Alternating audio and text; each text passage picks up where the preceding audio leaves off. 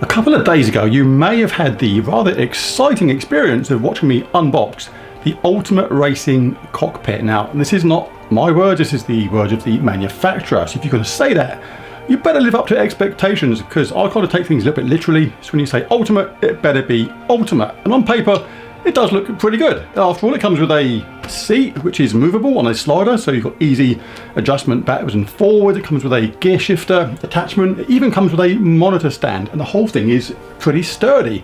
But in this video, I'm going to look at initial impressions, tell you what my first thoughts were. I'm going to look at the comfort and ergonomics of the thing and how it works, and the performance and sturdiness as well, because that is really, really important. I'm going to give it a ferocious test in Forza Horizon 5 on the PS5. Now, when you go off-road in this game, it makes the car kind of rather uncontrollable, but the actual force feedback you get is just ferociously strong, and it's a real test for any racing cockpit. So we're going to try that, so let's jump straight in. So first things first, the initial impressions. The packaging was very secure on this. I was very happy with that. Everything was packed neatly and tidily and securely, and it was just very well put together. Now, the assembly was okay. The instructions were a little bit vague here and there in places. I am doing a instructional guide to putting this together, so I'll follow that up with a video on that. That'll be out pretty soon, so if you end up buying one of these, you can actually follow the assembly process by that if you so desired. But the overall quality of the materials, I would say, were decent. Very solid metal parts. The paint was, and the finish is really, really nice as well, so no faults with the initial impressions. Next up, comfort and ergonomics. How comfortable is this racing cockpit to sit in, and how easily does it accommodate different heights of people? Well, I'm 6 foot, and I had a couple of issues with this, because I like to get the exact combination of distance from hands to wheel, feet to pedals, and obviously you want to be able to be in a comfortable position regarding your back as well, sitting properly into the seat. And I did have a little bit of issue with this. I'll come to that in a minute and I'll show why. But first of all, let's just talk about the seat itself. It's a comfortable enough seat. I did get a bit hot in it though. It's not a breathable material, or at least I don't think it is. Like after a couple of hours on a warm day, or if you're a hot person, you will find yourself getting a bit warm. So I tended to find myself just bring myself forward a bit and just give myself a little heat release sort of thing, and then leaning back again, and it was okay. But comfort wise, it's actually padded, and it is actually quite nice to sit in. It's got a slider on it as well, which is good, so you can actually use the slider on the side and move it backwards and forwards to accommodate different heights. And it's got a tilt adjustment as well, again, which is really good for getting comfortable in the seat. But regarding the actual wheel adjustment and the pedal adjustment, this is where I had my first issues. Now, I'm 6 foot. That is not overly tall. There's plenty of people out there which are 6 foot and more. But I have actually had to move the pedals actually off the base slightly, because this is my preferred seating position. It's not a wrong position. Like this is roughly where you want to be to the wheel, so you're holding it comfortably. But I like my legs in a almost straight out position. Not straight out, but I like them fairly extended. I don't want them up here somewhere, kind of thing. If I had the pedals on the pedal plate, its max setting, my feet would have been like this. And I don't like that, because first of all, my thighs aren't supported by the seat anymore. They're actually hovering in the air. And again, the only way to cure that would be by a small cushion under this part or something.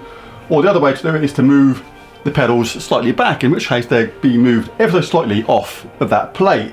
I did actually have to use a couple of wood blocks underneath the back and then fix them to the underside of the pedal plate to accommodate that. But even though I'm 6 foot, I have got like rather lanky long legs at the same time, so maybe it's just because I'm a long-legged dude, I don't know.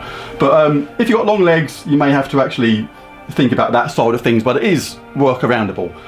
The other thing I had a bit of a strange issue with was the wheel adjustment. I find this really, really bizarre about this wheel stand rather, because it's kind of got two tilt adjustments, but they both go downwards, which is really, really strange. Like you undo this bolt here and take out these bolts, and you can adjust it downwards. Take out these ones here, and you would think it'd be the opposite. You can move the first part down and the second part up to correct the angle or distance, whatever, but this one just goes down as well. And it's not like it's on upside down or anything like that, because it isn't. This is the only way it can go. It actually comes pre-made in this configuration like this. You don't actually have to do anything like this. It's just got the adjustment there, but it just seems wrong to me. Why would you adjust it down twice? Who's going to have the wheel like that? It literally makes no sense to me unless I'm literally missing something. But for that reason, what it means is I can't at the moment have the wheel exactly at my right tilt angle that I prefer, because then the actual wheelbase, now I know this is a fault of the T598 in a way more than anything else, because it is quite a high base. A lot of other direct drive wheelbases and ordinary or normal wheelbases aren't actually as high as this, but it does actually infringe on my view of the screen slightly. Again, now this brings me around to the TV stand. This TV is on the highest setting possible, and this base is 2 inches into the screen, so it's actually impeding my vision. On a game like Gran Turismo or something like that, where you may want a certain viewpoint which shows your miles per hour and it's in this part of the screen, you may struggle to see that.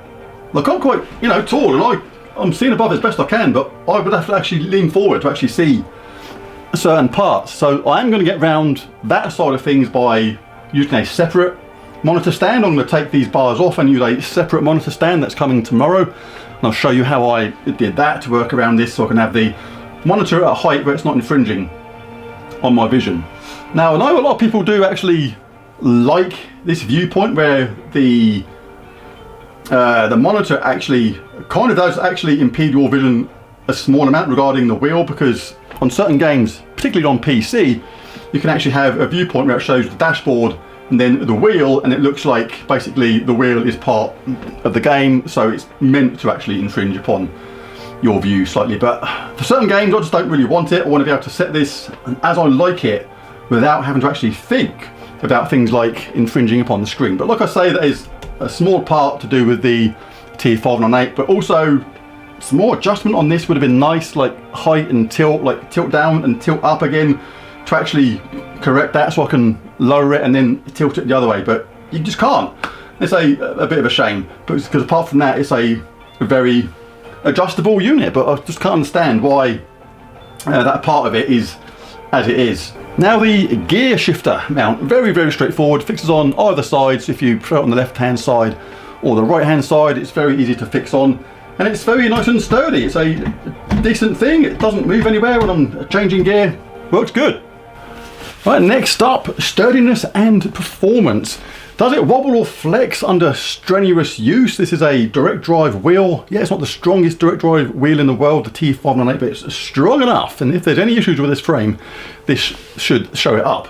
And are the pedals capable of strenuous use? Can I brake hard and accelerate hard without them flexing or moving and things like that? Is there any noise from the frame when I use it? And can I basically brake hard and just play hard aggressively without issues? Let's check it out. Like I said earlier in the video, Forza Horizon 5 has some seriously strong force feedback moments, especially when you go off-road, even if it makes it vaguely undrivable. But let's go test it out. Right, I've got the force feedback set on 3 for this, which is the strongest I think you can have it in Forza. It's on 3. Excellent stuff. So let's take it for a spin. Drive around normally at first.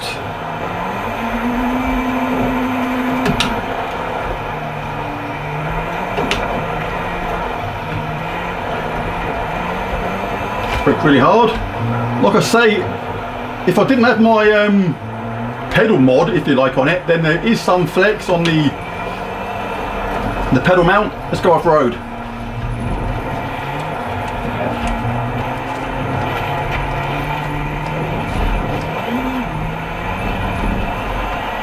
Yes, tons of force feedback on this. Let's have a listen. Land.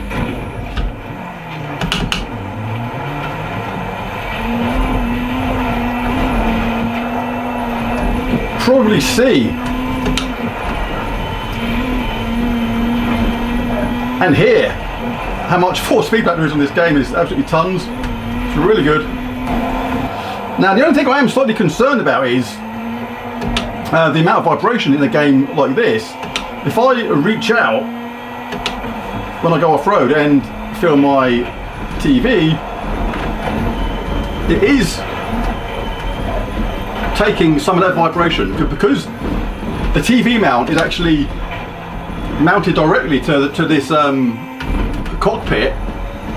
When it makes the whole cockpit shake a little bit, basically it means the monitor is shaking a little bit as well. It's only slight, but I can feel it, and for that reason, if you like a load of really strong force feedback, because the force feedback is really strong in this game, I actually don't want my monitor or TV suffering that constant vibration non-stop. I mean, TVs are delicate things. They're like, yeah, things like that when you slam down, it really shakes. And I don't really want my TV going through that non-stop, because surely, basically, with TVs having sensitive components, all that vibration slowly but surely is going to just like shake something loose or damage something eventually. So for that reason, I have actually already ordered a separate stand, which is separate to the actual unit itself. It sits basically either side, and you can have it whichever height you like, which is going to solve that issue I said about where the height of the this wheel does actually intrude ever so slightly, excuse me, on my vision of the screen, and also is then going to solve that vibration issue, which I don't really want. Alright, so what is my overall opinion of the ultimate racing cockpit? Is it the ultimate racing cockpit, or is it just a very good racing cockpit? Well, for me it's kind of somewhere in between, because I'm 6 foot and I did have some issues getting the pedals in exactly the right place I wanted, but it was basically a thing that was solvable. Also, one thing I didn't mention earlier was, like, I had to drill extra holes for the T598. The mount holes that were there on the base weren't in the right place, so I did have to drill some holes for this, and it only actually, due to the design of the plate, you can only actually drill 2 holes, which we're going to fit this in place. So I've actually got some industrial grade Velcro on the back part of the T598 holding the back in place, and 2 really good bolts at the front holding it, and it doesn't go anywhere. The seat adjustment is fairly generous, a nice amount of sliding backwards and forwards for different heights of different people, and again you've got the tilt adjustment on the seat as well, and it's fairly comfortable, but like I say, it did have that slight issue, I'd say, with the heat retention. It's not a breathable material, but it is quite comfortable to sit in, and it doesn't make very much sound either. I've tested it under the most extreme circumstances I can, the force feedback on as high as possible on the T598 in Forza Horizon 5 off-road, which goes absolutely nuts, and it was fantastic. It was like really good experience. There was like very little sound coming from the actual cockpit itself. I'm not even convinced that the sound I was hearing wasn't from the back of the TV somewhere. In a way, that reminds me that the monitor or TV is being shaking around a bit all the time while you're playing as well, which can't be good for the TV. So depends upon what you think about that kind of thing and how high you have the force feedback. If you have force feedback on low, or you've got a low power wheel like a T300, that'll be absolutely fine. I think a T300 non-direct drive wheel would be absolutely fine with this.